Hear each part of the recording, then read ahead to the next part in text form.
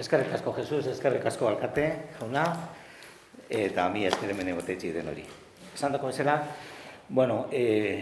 hasi ginen 2001an, egiten memoria, lortzen, jakitzeko ze gertatu zen hemen, orain dela 85 urte. Egin gendun, 2001an, egin gendun 2006an, 2011an eta 2016an. Eta orain, jarriko dugu martxan, 8 ekitaldi.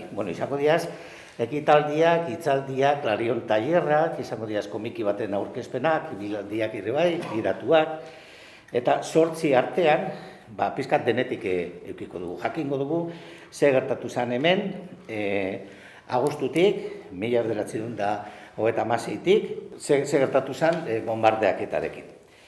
Udalaren asmoan beti ere izan da herritarrekin kontatzea eta partekatzea. Hau da, ez bakarrik ekitaldi batzuk oso zientifikoak egitea, baizik eta bertako kultur taldea zein gainontzeko esparruetakoak ere eurekin kontatzea. Beti ere, gauzak horrela horren erronka nahiko gogorra izaten da.